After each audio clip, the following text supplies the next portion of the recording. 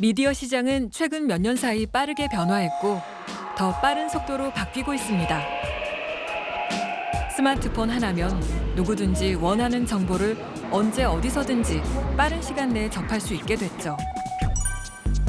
플랫폼 서비스가 미디어 시장을 장악해버리면서 방송국의 시청률도 하락세를 걷고 있습니다. TV 보는 날은 뭔가 정해져 있는 것 같은 느낌. 뭐 예를 들면 올림픽이라든가 뭐 축구가 있다거나 그런 날 외에는 거의 안 보는 것 같아요. 저도 지금 TV 안 본 지 엄청 오래됐거든요. TV 방송이 과거의 명성을 조금씩 잃어가는 지금. 경쟁에서 살아남기 위해 지상파 방송국들은 어떤 변화를 시도해야 할까요?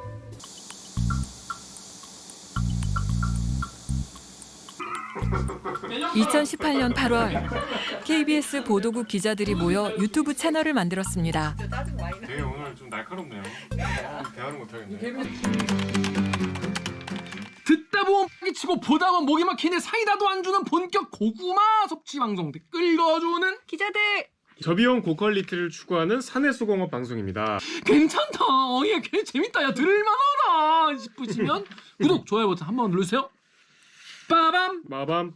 우리가 자영업자분들이 뭐라고 얘기를 한다고 생각합니다. 회전교차로에서의 사실 교통법규를 잘 TV 모른다는 뉴스를 점을 준비하기에도 우려. 바쁜 최씨는 기자들인데요. 이곳에서만 모두 10여 차례에 걸쳐 고의 사고를 냈습니다. 이들은 왜 유튜브를 하게 된 걸까요? 더 겸손하고 성실하게 노력하겠습니다. 일요일 9시 뉴스 마칩니다. 시청자 여러분 고맙습니다. 처음 이 채널을 기획한 김기화 기자. 무 체온복의 무게는 7kg입니다. 이거 하고만 있어도 벌써 굉장히 불편한데요. 가자! TV 뉴스는 일방적이고 소통이 부족하다는 생각을 늘 해왔답니다. 소개해주세요. 안녕하세요. 목미 얼더미 마더더미 오기정입니다. 좋습니다. 일단 한 주 동안 잘 지냈습니까? 그래서 시청자들과 직접 소통하는 방송을 만들고 싶었다는데요.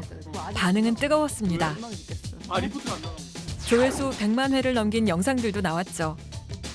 저도 중학교 시절 배구 선수였는데요. 참 요즘 학폭 얘기가 나와서 말인데 지금 배구하는 거 보면 감독관 있죠. 남자 한 명 있는데 저 중학교 때 코치였습니다. 강목으로 애들 패는 거 심심하면 했죠. 학폭 과거가 제대로 정리되지 않으면 지켜보는 아이들은 과거의 어떤 잘못도 현재의 위치와 재능으로 덮을 수 있다고 생각할 것이기에 이 문제를 간과하고 넘어갈 수 없다. 우리 아이들의 미래가 달린 일이다. 실력과 지금 나의 뭐 지위로 나의 옛날을 다 덮을 수 있. 그건 옛날에 이제 싸이월드도 있기 전 그 옛날 시절. 지금은 다 남아요. 소통 방법으로 댓글을 선택한 특별한 이유가 있을까요? 여기서 그냥 단순히 취재를 해서 기사를 던져주는 시대는 이제 끝이 났다. 우리가 기사를 쓰는 목적은 결국 사람들의 생각을 얼마나 더 중간자적인 역할에서 잘 전달할 것이냐인데 실제로는 그걸 기자들이 제대로 하고 있지 않다는 생각이 들고 늘 갈증을 느껴오거든요. 정보가 너무 많은 시대이기 때문에 기자가 옛날엔 틀려면 사람들이 틀렸다고 생각 안 했어요. 왜냐하면 야 TV에 나왔어. 이게 그냥 정답이었던 시대가 있었으니까. 근데 지금은 그렇지 않죠. 지금은 시청자들의 수만큼 더 전문가가 늘어나고 그럼 이제는 제 생각에는 틀리지 않는 언론보다 틀린 걸 빨리 인정하고 고치는 언론이 더 신뢰를 줄 수 있지 않을까? 그런 생각이 들었어요. 기자인 자신들이 직접 다가가 시청자와 멀어진 거리를 줄여보고 싶었답니다. 덕분에 시청자들이 지어준 별명도 생겼죠. 저희가 소통을 하는 방송이다 보니까 저희 유튜브 같은 데 댓글이 다 달리면은 저희가 이제 거기다가 이제 대댓글을 이제 쭉 달아드렸거든요. 근데 한 명도 안 빠지고 다 다른 거예요. 제가 한번 맘먹고 소통을 맘먹고 해보자 싶어가지고 그래가지고 방송마다 몇백 개씩 이제 대댓글을 달았거든요. 그렇게 한 1년 넘게 했어요. 그랬더니 사람들이 너는 프로 대댓글러다. 재미가 없을 때가 있거든요. 3번은 보시고 구독, 좋아요를 해주시면 적어도 끊지는 않으실 것 같아요. 저희가 많이 구독하다가 끊다 하시니까 3번만 봐주시고 3번째 구독과 좋아요를 해주시면 길게 가주실 수 있어요. 구차하지만 한 번만 3번만 구독, 좋아요 부탁드리겠습니다.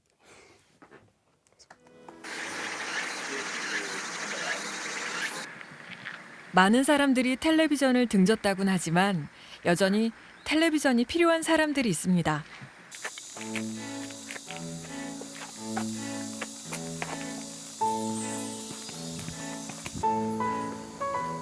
홀로 사는 이춘아 할머니 댁을 찾았는데요.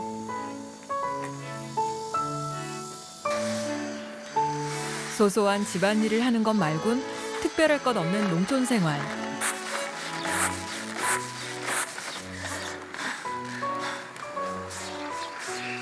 할머니의 무료한 일상을 달래주는 건 바로 텔레비전입니다.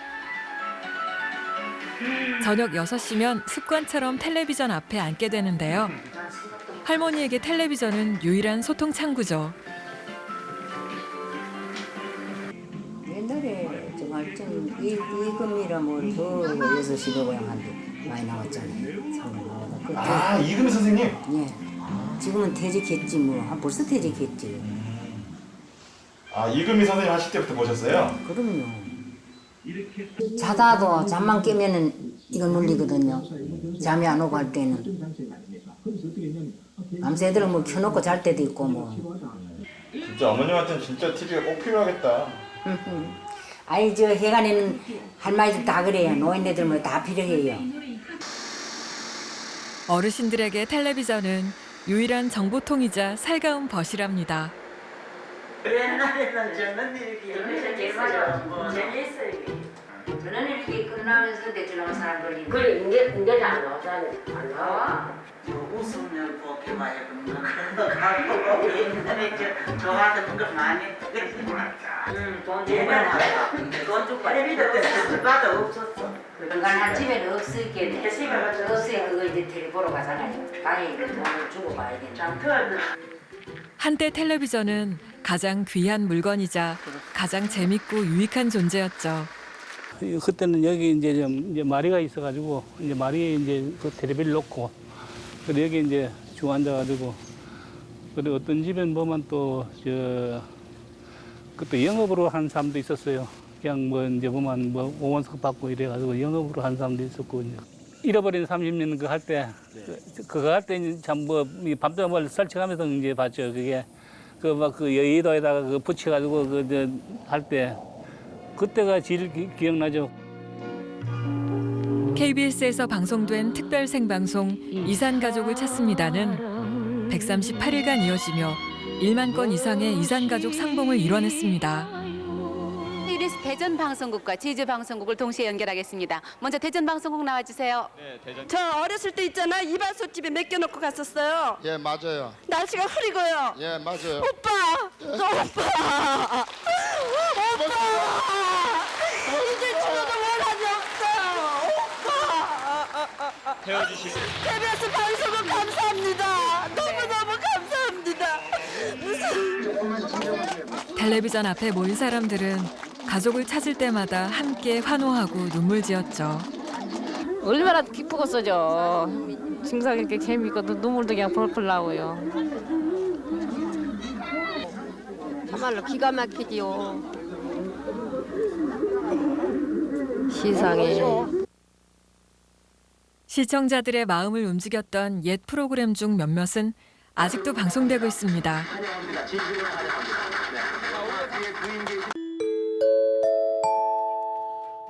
전북!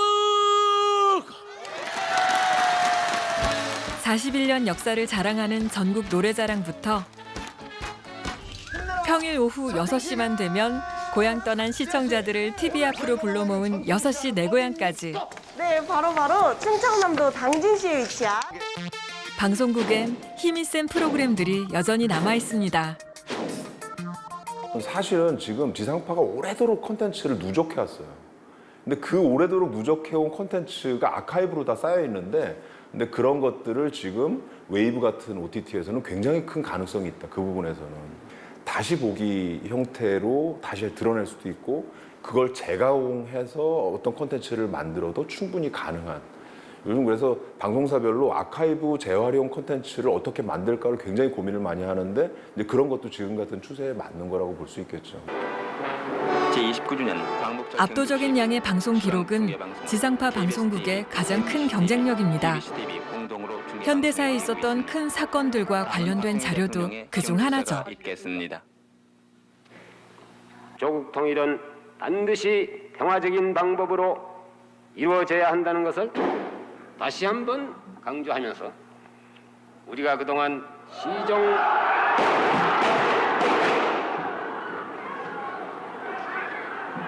지난해 KBS는 이러한 아카이브 자료를 소환해 TV 다큐멘터리에선 볼 수 없었던 다소 독특한 역사 다큐멘터리 시리즈를 제작했습니다.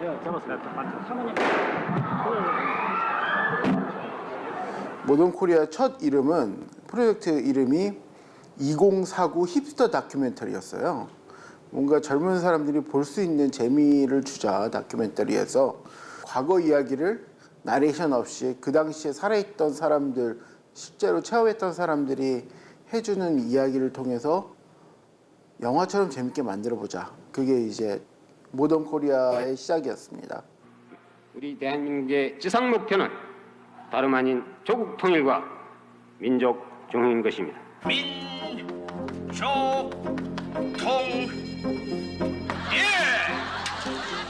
우리 민족은 옛부터 통일의 한길에 이항문 불사르니 해방의 한길도 이항문 불사르니 소름이 끼쳐 중도의 악당이다. 모던 코리아는 KBS의 방대한 아카이브 영상을 트렌디한 감각으로 재구성해 대한민국의 오늘을 돌아보는 다큐멘터리입니다.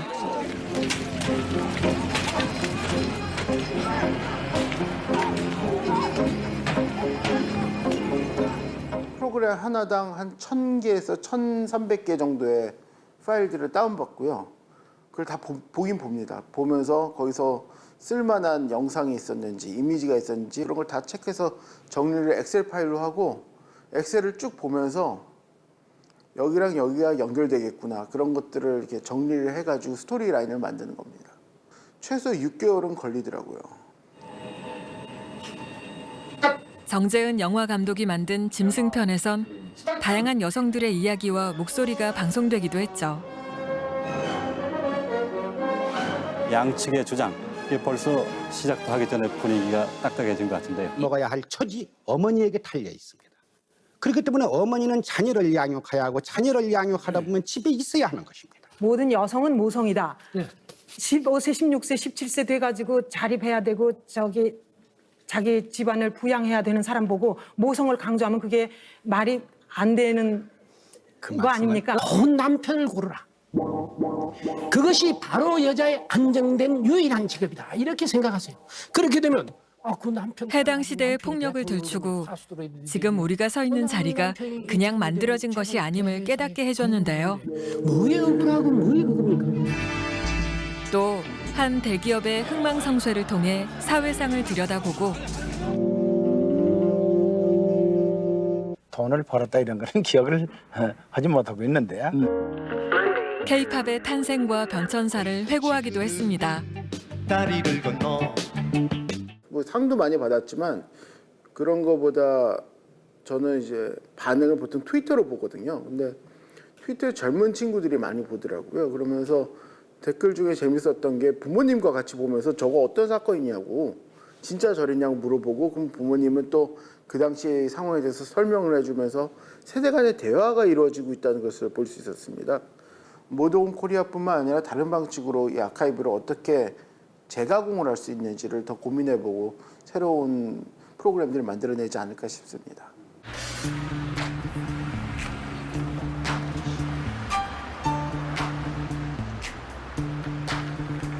영국도 우리나라처럼 기존 방송사와 유튜브 등 온라인 서비스의 경쟁이 치열한 곳이죠.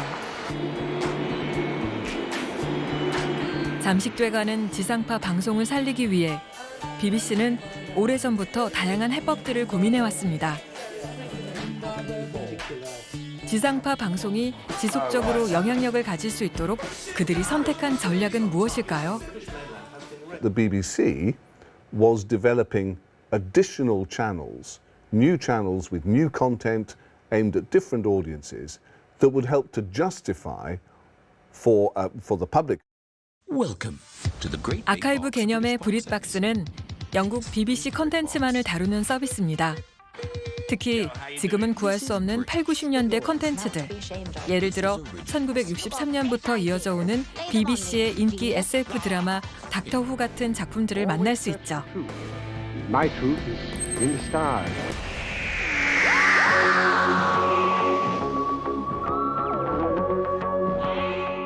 좀 옛날 프로그램들 이런 것들을 이제 다시 보게 할 수 있는 OTT 서비스를 하다가 영국엔 2019년 그리고 호주에서 2020년 이렇게 점점 좀 영연방 국가들 중심으로 해서 브릿박스 서비스가 확산이 됐고 이렇게 공영방송이 가지고 있던 이런 오리지널 컨텐츠가 어떻게 보면 재활용될 수 있고 다시 재판매될 수 있고 또 굉장히 충성도 높은 시청자층이 세계적으로도 많이 여전히 존재하고 있구나를 보여줄 수 있었던 아주 좋은 사례라 지금 영국 내에서는 브릿박스에 대한 성공 사례나 혹은 그 가능성에 대해서는 굉장히 고무적으로 생각하고 있는 경우도 있죠. 아이플레이어는 BBC 전용 인터넷 서비스입니다. 특히 젊은 세대에 맞는 서비스로 BBC에서 방영한 TV와 라디오 프로그램을 스트리밍 서비스로 볼 수 있죠. iPlayer, the BBC would argue, was also necessary because it helps to pave the way into the next generation of viewing. As people no longer view only a television schedule,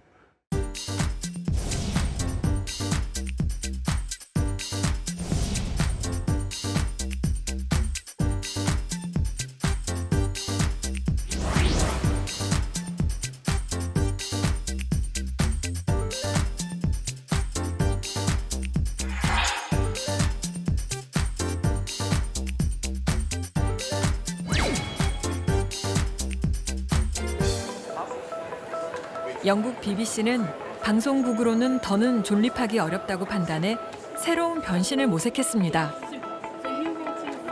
2017년 정부와의 협의를 통해 배급사인 BBC 월드와이드와 BBC 내부 인력이 합쳐져 콘텐츠 제작 자회사인 BBC 스튜디오를 출범시킨 건데요. 내부와 외주의 자유경쟁 시스템으로 프로그램을 기획 제작하고 BBC 이외에도 디스커버리, 채널4 등에도 프로그램을 공급함으로써 전 세계 판매를 통한 막대한 수익을 창출하고 있는 거죠. 1년이 채 안 돼서 243만 파운드 정도를 BBC에 리턴해줬을 거예요. 수익금으로. 컨텐츠를 잘 만들어서 BBC에 납품하는 게 아니고 BBC에 공급하는 게 아니고 글로벌 OTT 기업, 심지어 뭐 넷지오, 디스커버리, 글로벌 네트워크까지 포함해서 상대방 방송사까지. 결국은 BBC 스튜디오가 세계 탑1이 된 거죠. 제작사로서. 영국 BBC는 이창수 대표를 파트너로 택해 국제 공동기획 다큐멘터리 13편을 제작했습니다. 영국의 역사학자가 우리나라와 영국을 오가며 불꽃놀이를 재현하는 과정을 담은 다큐멘터리인데요. 로버트 더들리 백작이 엘리자베스 1세에게 구원할 목적으로 추진한 불꽃놀이를 고증을 통해 복원해냄으로써 불꽃놀이의 과거와 현재를 이야기하고 있죠. 이 다큐멘터리의 제목은 여왕의 불꽃놀이였습니다. 스토리텔링을 어떻게 하고 어떤 주제를 잡고 어떻게 하느냐 하는 방법이 너무 다른 거예요. 우리 생각과. 그래서 그걸 글로벌 시장에 맞춰서 생각을 바꾸는 게 되게 중요한데 이걸 깨기 싫은 거죠. 기후에 대한 다큐멘터리 3부작. 이게 근데 그때 제작비 3부작 다큐멘터리 제작비가 40억이었어요. 그러니까 우리 이쪽에서는 상상도 못하는 프로그램 돈이잖아요. 그다음에 그들이 보는 건 전 세계에 팔 수 있느냐를 보는 거죠. 한국이라는 작은 시장 하나에서 작은 크기의 파이를 나눠 먹는데 올인하지 말고 이제 역량이 있잖아요. 해외 시장에 나갈 수 있는 콘텐츠에 투자가 될 수 있는 부분들을 저는 방송사가 해야 된다고 생각을 하는 거예요.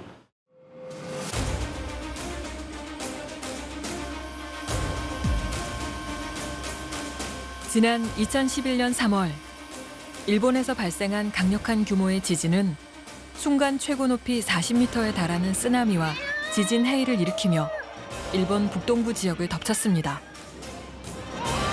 거대한 쓰나미는 집과 차, 건물, 사람을 닥치는 대로 삼켜버렸고 쓰나미가 훑고 간 지역은 그야말로 전쟁터를 방불케 했죠. 네, 엄청난 재앙이 덮친 와중에도 NHK 같은 일본 방송사의 활약이 눈부셨습니다. 거미줄처럼 촘촘한 방지 시스템으로 빠르고 체계적인 뉴스를 내보냈는데요. 곳곳에 설치된 무인 카메라는 거세게 흔들리는 현장의 모습을 전달하고 헬기는 해일 현장으로 날아가 실시간으로 해일의 파괴력을 전송합니다. 동일본 대지진 당시 쓰나미 징조를 화면과 함께 가장 먼저 알린 것도 무인 카메라를 통해서 가능했습니다. 생생한 현장 화면을 볼 수 있었던 건 재난 위험 지역 곳곳에 설치된 무인 카메라 덕분이었습니다. 반면 국내 방송사의 재난 체계는 걸음마 수준에 불과한데 갈수록 빈발하는 재해 대비에 재난 현장 감시 장비는 확충이 필요합니다. 여기 있는 사람들이 대피소를 아는 사람들이 한 명도 없어요. 정부와 지자체의 재난 정보가 방송사로 전달되는 체계도 허술하기 때문입니다. 정부나 방송통신위원회, 기상청, 소방방재청 협력해서 이 시스템을 만드는 것이 무엇보다 시급하다고 봅니다. 재난이 발생했을 때 가장 체계적으로 발빠르게 움직여야 하는 곳은 바로 방송국입니다. KBS는 재난방송의 중요성을 인식하고 재난방송 전문센터를 만들었습니다. KBS가 가지고 있는 독보적인 시스템인데 이게 지금 여의도 지도죠. 지도에서 지금 여기 아이콘으로 표시된 것이 다 CCTV입니다. 보시면 여의도 KBS 지금 저희 KBS 본사의 모습 그리고 여의도 주변에 여러 기관이 가지고 있는 이 CCTV들을 다 그 한 개의 사이트로 다 집결을 시켜놨습니다. 이 독도에 이제 KBS 카메라가 유일하게 있지 않습니까? KBS 파노라마 카메라인데 이런 것도 다 저희가 연결을 해서 실시간 독도의 모습, 지금 이 시간의 독도의 모습인 거죠. 무인 카메라는 수많은 카메라 기자와 마찬가지입니다. 도로공사나 행정안전부나 경찰청이나 그다음에 그런 기관들이 가지고 있는 CCTV가 있습니다. 그 CCTV를 재난 감시 목적으로 다 연계를 해서 한 개의 사이트에 집결을 시켜서 전국에 저희가 확보한 게 한 15,000개 가까이 되는데요. 우리가 예보가 기상 예보가 있지만 기상 예보가 이런 경남에 호우주의보가 내렸다고 해도 막상 이 지점은 비가 안 올 수가 있습니다. 지금 잠시 그칠 수가 있어요. 사람들이 지금 모습은 어떤지를 궁금해하기 때문에 호우특보가 내린 지역의 지금 모습을 이렇게 CCTV를 통해서 많이 볼 수가 있는 거죠. 뉴스 앱이에요. 예. 네. 모바일로 이제 볼 수 있는 거죠. 여기 재난 포털이 있습니다. 재난 포털에 아까 그 봤던 독도 이게 다 보여줄 수 있고요. 그 다음에 지금 다 리얼타임 실시간이죠. 마라도 이렇게 모바일로도 다 볼 수가 있습니다. 시청자들의 제보와 참여도 재난 방송에 중요한 역할을 하는데요. 언론의 접근이 막힌 곳의 상황을 생생하게 전달하는 건 다름 아닌 시청자들입니다. 제보 TV라는 시스템입니다. 저희가 제보 TV를 만든 거는요. 시청자들이 보내준 제보 TV가 굉장히 재난 방송에 유용합니다. 왜냐하면은 저희가 일일이 현장의 카메라를 다 가기는 어렵거든요. 근데 시민들이 다 휴대폰을 가지고 있고 위험한 상황을 인지했을 때 그거를 얼마나 위험한지 실시간으로 공유해 주시는 시청자들의 소통의 힘입니다. 색깔 칠해진 부분들은 방송에 활용해도 좋다라고 승인난 것들이고요. 이렇게 바로 방송에 쓸 수 있고 이 영상을 TV뿐만 아니라 인터넷이나 모바일이나 항상 공유할 수 있도록 그런 체계를 구축한 겁니다. 네. 자칫하면 지루하게 느껴질 수 있는 재난 방송은 유튜브를 통해 전달하고도 있죠. 그 세이프K는 재난미디어센터의 유튜브 채널 이름입니다.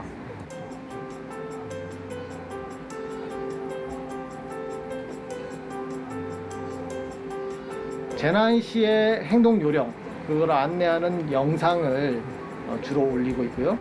그 CCTV를 여러 개를 이제 계속 돌려가면서 본다고 롤링캠이라고 하는데 이게 반응이 꽤 좋습니다. 무겁고 진지하기만 했던 재난 콘텐츠에서 벗어나 누구나 재미있게 시청하고 머릿속에 남길 수 있도록 하는 게 재난 미디어 센터 팀의 목표입니다. 9시에 가족들이 다 모여서 텔레비를 통해서 보던 시대가 아니라 이제는 누구나가 어디나 자기가 원하는 정보를 휴대폰을 통해서 또 PC를 통해서 이렇게 보고 있는데 거기에 재난 정보를 적시에 담아주지 않는다면 보다 많은 사람들이 볼 수 있도록 하는 그 취지에 도달하기가 어려워서 고민 끝에 저희도 유튜브를 하자, 재난센터에서 유튜브를 만들자. 결국은 재밌게 만들어야 되고 잘 알고 친근감 있는 그런 사람들을 출연시켜서 할 수밖에 없다. 인기 크리에이터와의 협업을 통해 시청자들에게 친근하게 다가가는 방법도 고민 끝에 마련한 대안이었죠. 반갑다, 1초. 난 간지 폭풍이라고 하지. 네가 다이어트를 하겠다고? 널 단테이즈는 이룰 수 없어. 넌 영원히 고도비만이야. 바람에 날아가 버려라. 야, 태풍이다.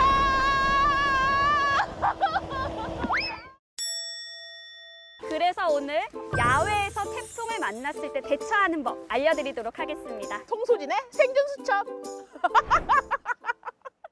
실제 현장에 계신 분들이 그 내용을 접하고 한 분이라도 생명, 재산을 지킬 수 있다면 그게 바로 저희 재난방송 주간방송사의 의미라고 생각하고 저희는 가급적이면 신속하고 정확하되 이게 공신력 있고 그런 체계를 계속 저희가 거듭해서 발전시켜 나가고 있습니다.